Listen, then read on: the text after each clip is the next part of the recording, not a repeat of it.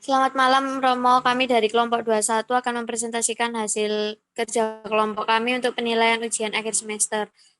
Saya Kirana Salsabila Tohari, NRP 80.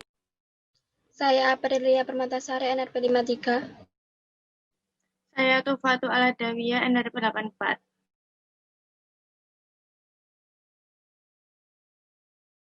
Jadi di sini saya akan membacakan kasus, yaitu sekitar 5% bayi yang lahir di Australia adalah bayi IVF.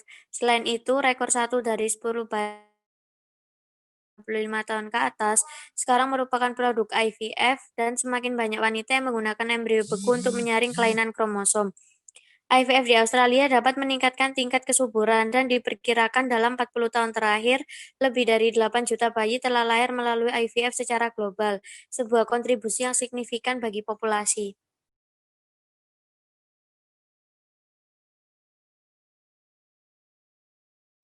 Jika dilihat dari sudut pandang mikroetis, kami membagi IVF itu menjadi dua. Yang pertama melakukan tindakan IVF, yang kedua itu tidak melakukan tindakan IVF. Untuk yang melakukan tindakan IVF, kita masih membagi yang pertama mendapatkan keturunan, itu termasuk kegiatan yang termasuk tindakan yang etis, yang kedua memperbanyak keturunan sehingga menguntungkan negara, itu termasuk tindakan yang mungkin masih etis.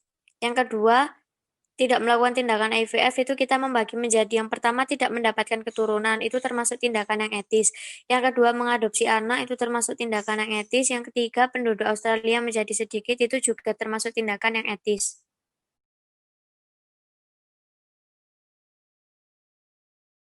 Di sini saya akan menjelaskan tentang sudut pandang makroetis. Di sini agennya yaitu pemerintahan Australia. Isu Presiden Australia mengklaim bahwa IVF dapat meningkatkan kesuburan di Australia. Option akan menyetujui dan melakukan tindakan IVF yang diminta oleh pasien. Postulate menolong pasien untuk mendapatkan keturunan karena sang ibu tidak bisa mendapatkan momongan lagi, tetapi dalam sisi lain pemerintah Australia hanya untuk meningkatkan kesuburan untuk negaranya. Etikal yaitu masih mungkin etis. Yang kedua yaitu optionnya memberikan pilihan kepada perawat dan dokter untuk melakukan tindakan IVF. Postulate-nya itu menghargai setiap keputusan dan keyakinan seorang pasien untuk memilih apa yang mereka inginkan. Etikalnya itu ya optionnya memberikan pilihan rumah sakit untuk melakukan tindakan IVF. Postulate-nya itu menghormati kebebasan rumah sakit untuk apa yang diinginkan pasien untuk melakukan tindakan IVF. Itu masih etis. Selanjutnya. Lalu saya akan menjelaskan melalui sudut mesoetis, yaitu yang pertama agennya yaitu Presiden Fertility Social of Australia. Actionnya yaitu memperbolehkan penduduk Australia melakukan IVF.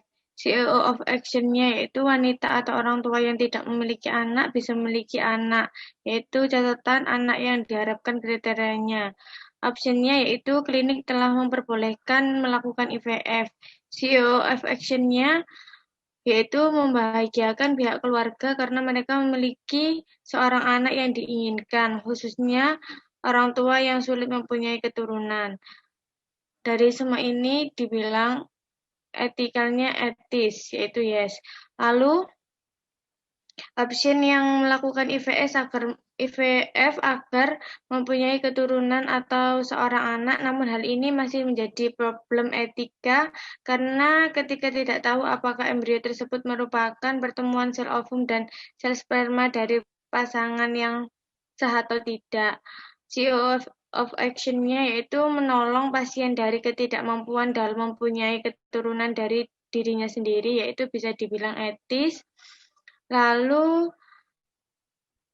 melakukan IVF kepada pasien dengan syarat dan ketentuan yang sudah ditentukan dan sesuai.